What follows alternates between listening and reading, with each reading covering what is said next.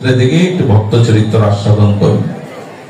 এটা অদ্ভুত হলো এই যে ভগবানকে ভালোবাসাটা দিতেই হবে, এই সম্বন্ধটা মিথ্যা নয়, এই সম্বন্ধটা শাশ্বত। ভালোবাসাটা যদি ওখানে নিয়োগ দেন আর যদি চাওয়া পাওয়া কপটতা না থাকে তবে সেটা শুনুন। তবে বিট্টলনাথ গোসাইজি ভক্তমান চরিত্রে একটা বিরল চরিত্র। আমাদের বিট্টলনাথ গোসাইজির চরিত্র বড়, তিনি কলিযুগেতে দাপরের সেবা প্রকাশ করেছিলেন। শ্রীনাথজির এই কলিতে তিনি প্রকট করেছিলেন দাপরের সেবা ভাবনা। অষ্ট ছাপে বলা হয়েছে 8 বার ভগবানের সেবার জন্য তিনি কি করেছিলেন। দেখুন, আমাদের এই প্রেম মার্গে রসমার্গের পুষ্টিটা দুটি জিনিসের দ্বারা হবে। পুষ্টি ভজন, আজ দুপুরেই মনে হয় আমি এই বিষয় একটু আস্বাদনের চেষ্টা করছিলাম। আমাদের ভজনটা এই যে গৌড়ীয় মহাপ্রভুর পথপ্রদর্শিত ভাগবত ধর্মের, আমাদের এটা হবে পুষ্টির ভজন। কি ভজন করলাম? পুষ্টি। 3 বয়সে সন্তানের ওজন 5 কেজি, 2 বছর পরেও ওজন সেই 5 কেজি, তার মানে তার পুষ্টির অভাব থেকে যাচ্ছে। মা চিন্তার ভাঁজ পড়ে গেছে সন্তানের পুষ্টি। তা আমরা যে ভজন করব, আমাদের ভজনটা হলো পুষ্টিমার্গীয় ভজন। তাতে ভগবান প্রীত হচ্ছে কিনা, তিনি আনন্দ পাচ্ছেন কিনা, আমার সেবাতে তিনি সুখ পাচ্ছেন কিনা, এটা বোঝা যাবে কি করে?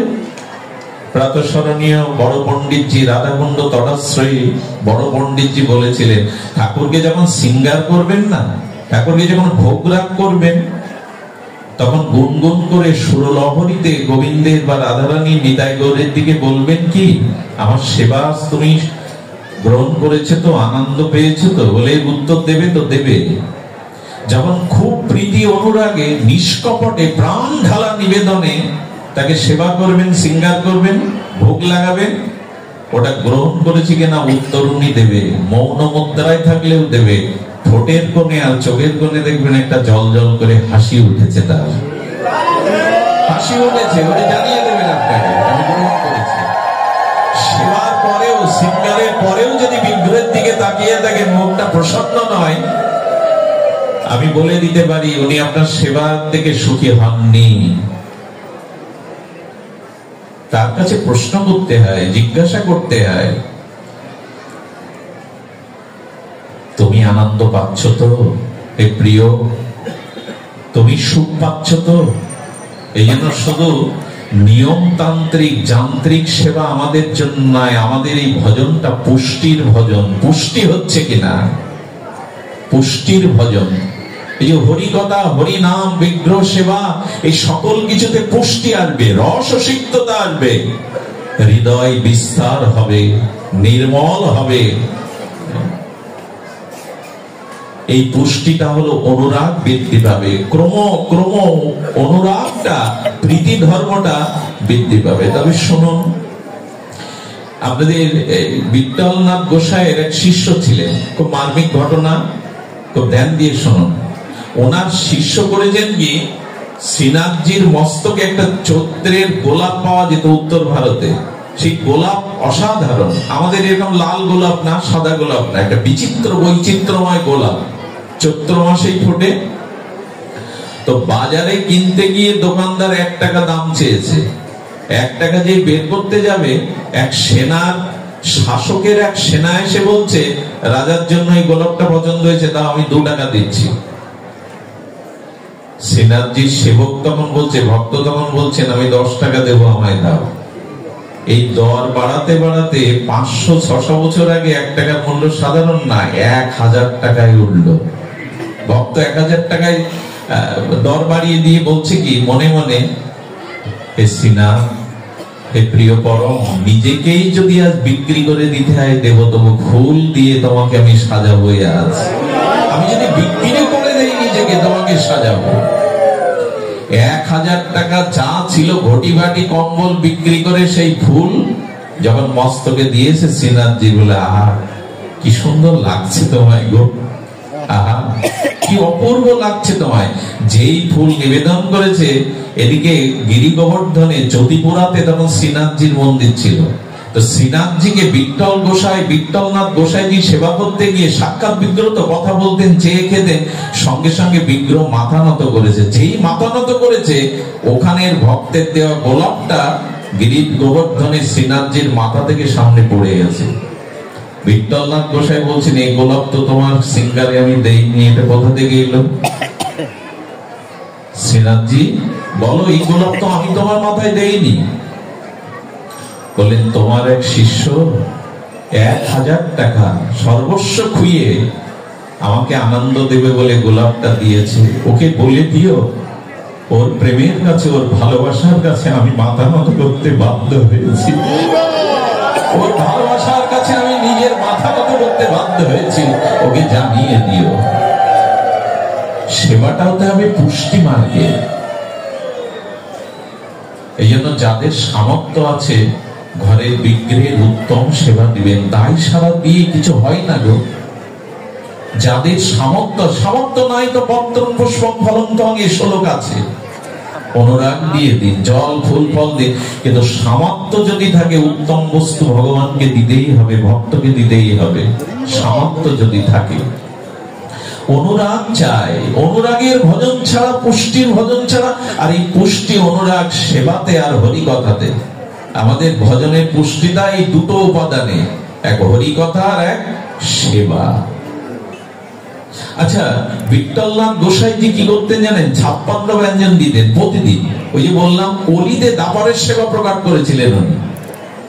সুরের দ্বারা, রাগের দ্বারা যখন সেবা দিচ্ছেন, কি হয়েছে জানেন? বেগুনের একটা শক্ত ভোটার অংশ ওই 56 ব্যঞ্জনের মধ্যে একটাই দেখে ফেললেন। দেখে আপনার কি বলবো, মন্দির থেকে বেরিয়ে এসে বললেন, শ্রীনাথ, আমি কাল সকালেই গৈরিক বসন্তরে সন্ন্যাস নিয়ে জগন গেলে গিয়ে আমার এই দেহ ছাড়বো, কারণ কত কষ্ট হয়েছে আর সেবা পেতে তোমার। এই হেয় অংশটা আজ তোমার সেবাতে কতটা কষ্ট পেয়েছে, কি অনুরাগ দেখুন। বলছেন, কাল সকালে আমার সেবার যোগ্যতা নেই, অধিকার নেই, আমি কাল সকালে গৌরিক বসন রাঙিয়ে রেখেছে রাত্রে, আমি চলে যাব। কি বলবো আপনাদের, হৃদয় না দৌড়ে মুষ্টে আছে, কি অনুরাগ এদের। শ্রীনাথজি ওর বড় পুত্র গিরিধারীকে বলছেন, গিরিধারী, রাতে আমার সব কাপড়গুলো তুই ওই রঙিন রক্তিম, ওই অনুরাগের যে গৌরী রং, ওই রঙে রাঙিয়ে শুকাতে দে। ভগবানের নির্দেশে ওনার বড় পুত্র, বিঠ্ঠলজির বড় পুত্র, গোসাইজির বড় পুত্র গিরিরাজজি করেছেন কি, ওই কাপড়গুলো ওই রকম গেরুয়া রঙে রাঙিয়ে শুকাতে দিয়েছে। সকালবেলা কাপড় তুলতে গিয়ে বিঠ্ঠল গোসাই বলছেন, এই ঠাকুরের সব বসন গুলো এভাবে রাঙিয়েছিস কেন, আমার মধ্যে সন্ন্যাসের মতো?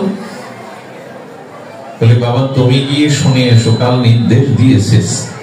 শ্রীনাথ যে আমাকে নির্দেশ দিয়েছে, মন্দিরে গিয়ে বলছেন, আমি সন্ন্যাস নেব তোমার সেবার অযোগ্য বলে, সেবা আমি পরিবারে জানি না বলে তুমি কাপড় রাঙিয়েছ কেন? শ্রীনাথজি কি বললো জানো? শ্রীনাথজির 2 চোখের কোণে প্রেমশ্রু চিকচিক করে উঠে বলল, তুমি যদি না থাকো আমিও থাকবো না, আমিও তোমার সাথে বনে যাব, আমিও সন্ন্যাস নিয়ে যাব। তুমি যদি না থাকো আমিও থাকবো না, আমিও তোমার সাথে সন্ন্যাস নিয়ে বনে চলে যাব, তোমায় ছাড়া আমি থাকতে পারবো না। এই হলো আমার প্রিয় পরমের চরিত্র। তুমি চলে গেলে আমি কাকে নিয়ে থাকবো, আমিও তোমার সাথে চলবো, আমিও তোমার সাথে যাব। এই যে সেবা না, এই সেবা এনাদের এমনই ছিল। দেখুন, এই শ্রীনাথজি মাঝে মাঝে বিঠ্ঠলজির সাথে খেলতেন। এমন সখা সখ্য রসে এনাদের 8 সখা ছিল। 8 সাপে বলছেন, তার মধ্যে গোবিন্দ জি একজন সখা। আপনারা দেখেন, এই ড্যাংকলি খেলাটা ছোটবেলায় অনেকেই খেলতো, বৃন্দাবনে এই খেলার প্রচলন আছে। তো শ্রীনাথজি সখ্য রূপে এসে গোবিন্দজির সাথে খেলছেন। এটা খেলতে খেলতে শ্রীনাথজির খেলার পালা যখন শেষ, সখা গোবিন্দ যখন খেলা ওর পালা যখন, তখন রাজভোগের জন্য মন্দিরে ঘন্টা পড়ে গেছে। আর ঘন্টা শুনেই শ্রীনাথজি মন্দিরে দৌড়ে লুকিয়ে গেছে। আর এদিকে, আচ্ছা আপনার খেলাটা দুজন খেলছেন, একজনের খেলা সমাপ্ত, আপনার খেলার যখন পালা, আনন্দ পাওয়ার পালা, তখন যদি সে পালায়, রাগ হয় না? ও সেই ড্যাঙ্কুলি নিয়ে মারবে বলে শ্রীনাথজির পেছনে ছুটেছে, দাঁড়াও, তোমার সময় খেলার, আমার সময়, তোমার সময় নেই, রাজ ভোগাবে না। মন্দিরের দুয়ারে গিয়ে যখন বসেছে, মন্দিরের ভেতরে ঢুকে গেছে। কি ঘটনা শুনুন। শ্রীনাথজি সিংহাসনে না বসে ঠাকুরের আসনে পাশে লুকিয়ে রয়েছে। বিট্টলজি গোসাই রাজভোগে নিয়ে বলছে, কি গো তুমি ওখানে লুকিয়ে কেন? আরে রাজভোগ পেয়ে নাও, সময় হয়েছে। কি বলছে জানেন? আমার ভয় করছে, আমি সিংহাসনে বসে ভয়ে কোনো রাজভোগ পাওয়া যায়? বলে কিসের ভয় তোমার? তোমার নাম নিলেই জমো ভয় পায়, তোমার কিসের ভয়? বলে আমি গোবিন্দের সাথে খেলছিলাম ড্যাঙ্গলি, ওর খেলার সময় আমি রাজভোগ পাওয়ার জন্য দৌড়েছি বাইরে লাঠি নিয়ে দাঁড়িয়ে, আমি ভয় পেতে পারবো না। এই হলো আমাদের প্রিয় ভগবান, এই হলো সচ্চিদানন্দের আনন্দের খেলা, এই হলো পুষ্টি ভজনের খেলা। বলছেন ও তোমায় কিছু বলবে না, আমি ঘরে থাকলে ও ঢুকবে না। বলো হবে না, আমি ভয়ে রাজভোগ পেতে পারবো না, তুমি এক কাজ করো, ওর সাথে আমার মিলিয়ে দাও, ঝগড়া মিটিয়ে দাও। বিট্টলজি গোসাই সাক্ষাৎ গোবিন্দের পরম ভক্ত, ডেকে বললেন, গোবিন্দ, আরে শ্রীনাথজি কথা দিয়েছে এর পরে যখন খেলবে তখন তোর পালা, মিটিয়ে নে। ও ভয়ে লুকিয়ে আছে, রাজভোগ খেতে চাইছে না। যখন বুকে জড়িয়ে নিল, মিটিয়ে নিল, তখনই রাজভোগ খেতে বসলো। আর এই পুষ্টি মার্গের সেবাটা কেমন জানেন? এই যেমন ভক্ত ভগবানের সেবা করছে সক্ষ রসে। আর আমাদের মাধবদাস বাবাজির কথা মনে আছে? এই মাধবদাস বাবাজি ছিলেন, ইনি জগন্নাথের এরকম সক্ষ, একজন সক্ষ রসের প্রেমিক ভক্ত। লীলাচলে গেলেন, জগন্নাথকে দেবে বৃন্দাবন থেকে। লীলাচলে গিয়ে পুরীর সমুদ্র তীরে দেখছেন এক কুঠিয়াতে বাবাজি থাকতেন, উনি এখন নাই, অন্য কোথাও ভজনে গেছেন, ওই কুঠিয়া আশ্রয় করলেন। কি বলবো আপনাদের, ভজন অনুরাগে 3টে দিন ওনার মুখে কোনো অন্নই যায়নি, ওদিকে খেয়াল নেই। এরই বলে তো ভজন, বাইরের ক্ষুধা তৃষ্ণার কথা মনে নেই। এবং আপনারা জানেন জগন্নাথ মন্দিরে আজও এই প্রথা, একটু ধ্যান দিন, আমি বেশি সময় নেব না। জগন্নাথ মন্দিরের আজও প্রথা আছে, বড় একটা স্বর্ণ থালায় রাত্রে ভোগ পরিপাটি করে রেখে দেওয়া হয়। কারণ কি, জগন্নাথের যদি ক্ষুধা লেগে যায়। আর ওই সেবাটা রাত্রে লক্ষ্মী দেবী, কমলা দেবী জগন্নাথকে দেন। হঠাৎ করে রাত্রে কমলা দেবী দেখছে জগন্নাথের চোখে জল। তুমি কাঁদছো কেন? কাঁদছো বলে, জানো ওই দেখো, তাকিয়ে দেখো, লক্ষ্মী দেবীকে বলছেন জগন্নাথ, ওই তাকিয়ে দেখো, 3টে দিন ও ভজন করছে, মুখে জল অন্ন দেয়নি। আমার চিন্তায়, আমার ভজনে 3টে দিন ওর মুখে জল অন্ন ওঠেনি। লক্ষ্মী, কমলা, তুমি এই স্বর্ণ থালা পোশাকটা নিয়ে আমার মাধবকে দিয়ে এসো, যাও, দুবারে যাও। আচ্ছা একবার ভাবুন তো, জগন্নাথের সেবকের সংখ্যা কি 2-1 জন? হাজার হাজার সেবক। লক্ষ্মী দেবীকে পাঠাচ্ছেন কেন? কেন জানেন? যারা ভগবানকে সর্বস্ব দিয়ে, অনুরাগ দিয়ে ভালোবাসে। উদ্ধবকে বলছেন, গোবিন্দ শোনো উদ্ধব, আমার পুত্র ব্রহ্মাকেও আমি যতটা ভালো না বাসি, আমার বড় ভ্রাতা বলরামকেও আমি যতটা ভালো না বাসি, আমার সহধর্মিনী কমলা দেবী রুক্মিণীকে আমি যতটা না ভালোবাসি, তার থেকে আমার ভক্তকে আমি বেশি ভালোবাসি। এদের থেকে আমি আমার ভক্তকে আমি আত্মবিক্রয় করে দেই। এই জন্য জগন্নাথ অন্য সেবকের দিয়ে না, কমলা দেবীর দ্বারাই মাথায় করে পাঠাচ্ছেন ভক্তের প্রসাদ। ভাবতে পারেন, ভক্তই তার সর্বস্ব। লক্ষ্মী দেবীর দিব্য আলোক ছটায় ভরে গেল, চারিদিকের পরিমণ্ডলটা আলোয় বিচ্ছুরিত হতে লাগলো, নুপুর বাজতে লাগলো, কমলা দেবীর পদ্মগন্ধ ছড়িয়ে যেতে লাগলো। উনি তো ভজনে রত। আর মাধবদাস বাবাজির কুঠিয়ার সামনে সোনার থালাটা রেখে দিলেন, প্রসাদের ঢেকে রেখে দিলেন। গিয়ে লক্ষ্মী দেবী চলে এলেন মন্দিরে। আসলে ভগবান গ্রহণ করেছেন বা প্রকৃত প্রসাদের গুণাবলী কি দেখে বুঝবেন? এই যে ভোগরাগটা ভগবান অধরামৃত তিনি গ্রহণ করেছেন, এটা বোঝার তিনটে উপায়। যদি ভগবান প্রসাদ গ্রহণ করে তার বোঝার তিনটে উপায়। ওই প্রসাদের একটা চিন্ময় গন্ধ আসবে, চিন্ময় গন্ধ, দিব্য গন্ধ। দ্বিতীয়ত, ওই প্রসাদ পেলে আপনার ভজন অনুরাগ আরো বৃদ্ধি। প্রসাদটা কিন্তু ভজনের একটা অঙ্গ, ভজন বৃদ্ধি পাবে। আর তৃতীয় হলো, ওই প্রসাদটা পেলে হৃদয় নির্মল হবে, হৃদয় শুদ্ধ হবে। প্রসাদ পাওয়াটাও ভজনের অঙ্গ। এই জন্য প্রসাদের দিব্য গন্ধ দেখে আর উনি ভাবলেন জগন্নাথের কৃপা হবে, প্রসাদ পেলেন। প্রসাদ পাওয়ার পরে থালাটা সমুদ্র থেকে ধুয়ে যেখানে রাখা ছিল ওখানেই রাখলেন, নিয়ে যাবে। প্রসাদ পেয়ে ভজনে বসলেন। বলছেন, এই দেখো, আমরা তো প্রসাদ পেলে আমাদের ঘুম আসে, প্রসাদের মহিমা দেখো, প্রসাদ পেয়ে আবার ভজনে বসে গেছে। অনুরাগ বেড়ে গেছে, প্রসাদে অনুরাগ বাড়ে ভজনের। ভোর হলো, জগন্নাথের মন্দিরের দুয়ার খুলে পান্ডারা দেখলেন সোনার থাল চুরি। ঘটনাটা অনেকেই জানেন, তবু বারবার শুনলেও পুরাতন মনে হবে না। রাজাকে নিয়ে সমস্ত পান্ডারা খুঁজতে খুঁজতে মাধবদাস বাবাজির কুঠিয়ার দুয়ারেই থালাটা পাওয়া গেল। কি বলবো আপনাদের, মাধবকে বাধা হলো, স্তম্ভের গায়ে বেঁধে তার পিঠে বেত্রাঘাত করতে লাগা হলো। কত ঝোঁক তাকে মেরেছে। মাধব দাস নীরবে নিভৃতে আছেন, জগন্নাথ সবই তোমার ইচ্ছা। এরপরে পান্ডারাই বলছেন, জগন্নাথের অভিষেকের সময় হয়েছে, স্নানের সময় হয়েছে, চলো ওকে বেঁধে রেখে পরে আবার ওকে আমরা প্রহার করব। মন্দিরে এসে জগন্নাথের স্নান করিয়ে যখন সিঙ্গারের জন্য পোশাক বদলাতে যাবে, তখন পান্ডা দেখছে জগন্নাথের পিঠে বেত্রাঘাতের সকল চিহ্নগুলোই ফুটে উঠেছে।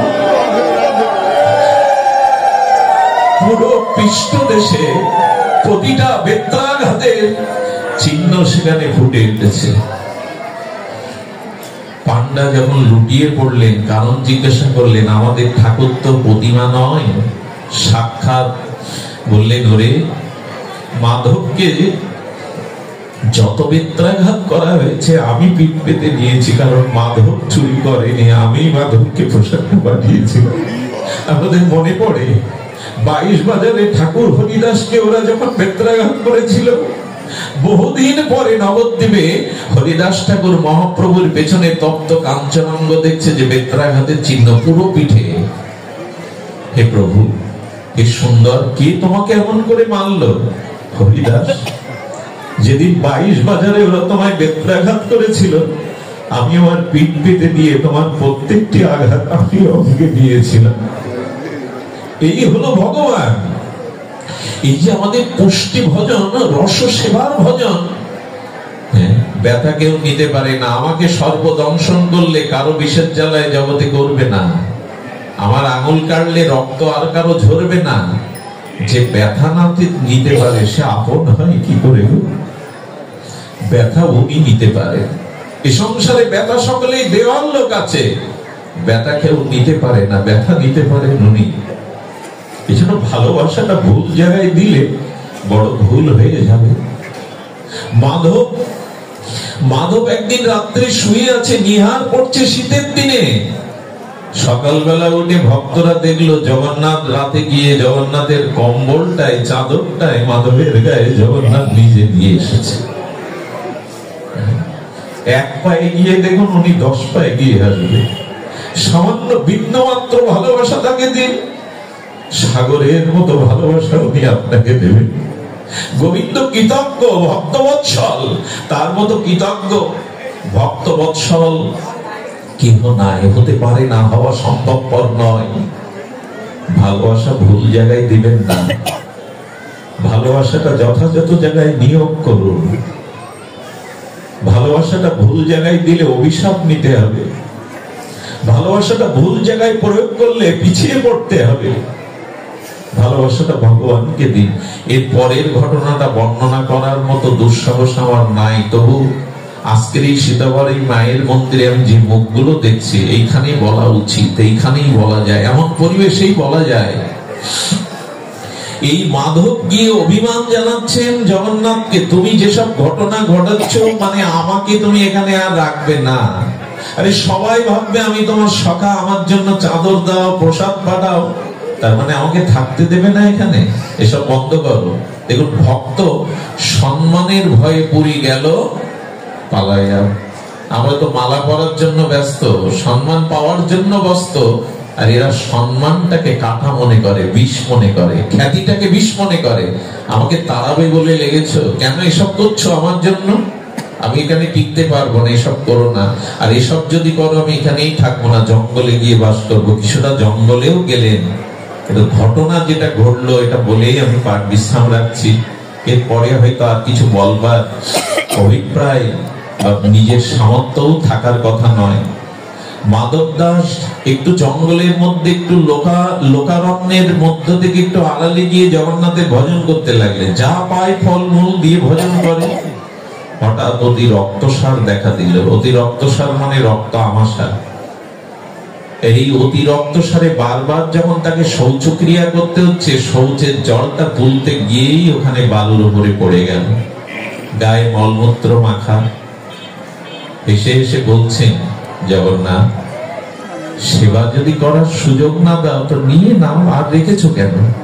তোমার সেবা ছাড়া তো বাঁচবো না আমি, পারলে নিয়ে নাও, এইভাবে ফেলে রেখেছো কেন? সেবা ছাড়া আমি বাঁচবো না। ওগো ভাই, দেবে এক ঘটি জল একটু আমায় বয়ে দেবে? মলমূত্র মাখা পড়ে থাকা মানুষটাকে দেখে বলছে, চাকর পেয়েছো, মেথর পেয়েছো? পরেক্ষণে একটা কণ্ঠ ভেসে এলো। শুধু কণ্ঠ না, শীতল জল দিয়ে মাধবের কাপড়ে মলমূত্র অঙ্গে যা ছিল ধুয়ে দিচ্ছে একজন।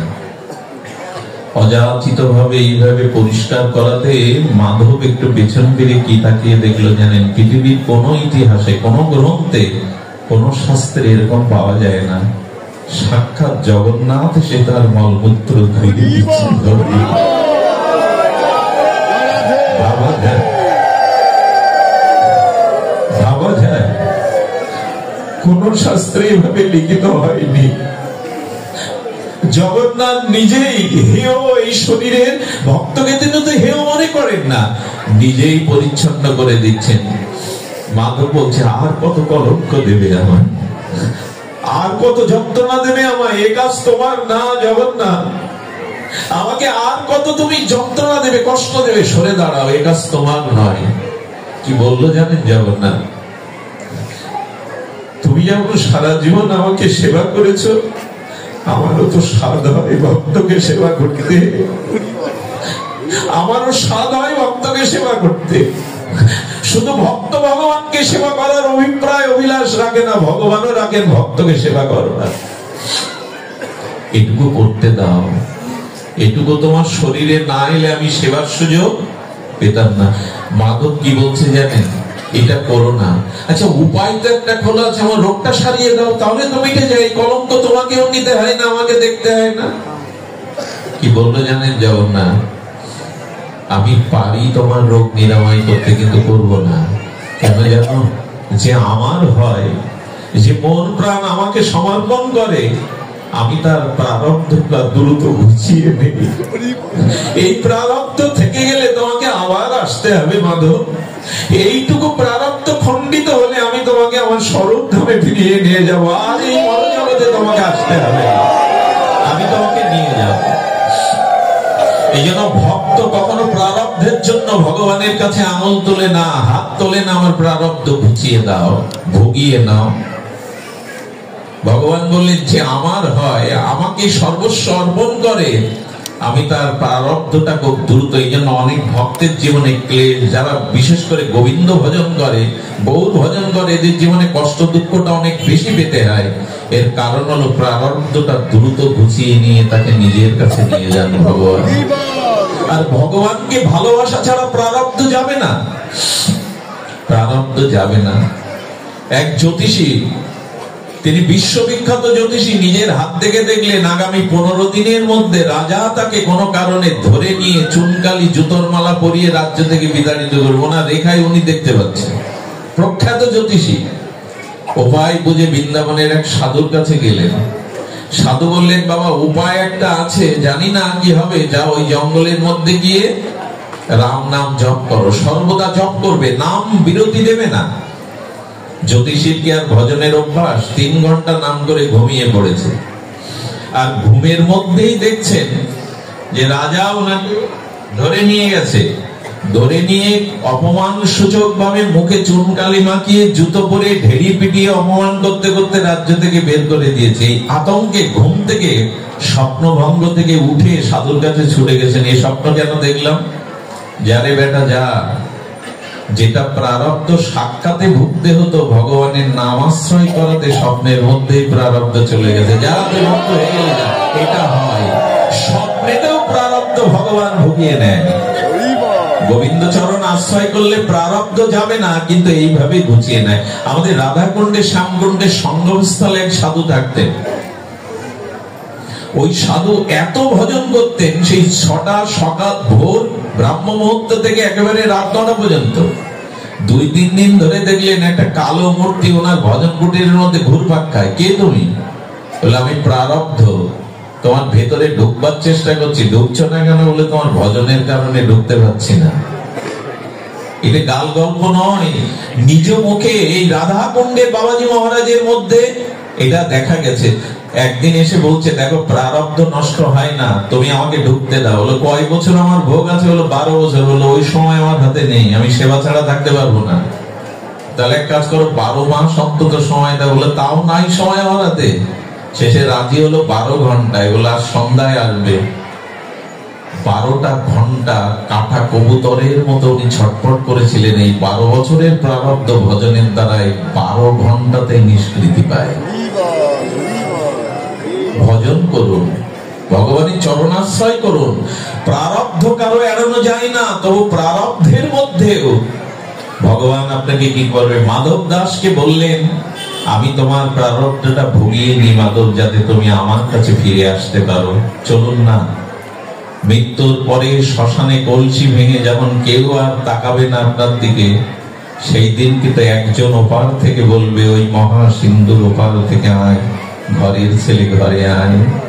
আর কত ভূতের বোঝা বইবি, আর কত ভূতের বেগা দেখবেন শ্মশানে চিতায় অন্ত্যেষ্টিক্রিয়ায় কলসি ভেঙে দিয়েই বলে ওদিকে আর চেও না।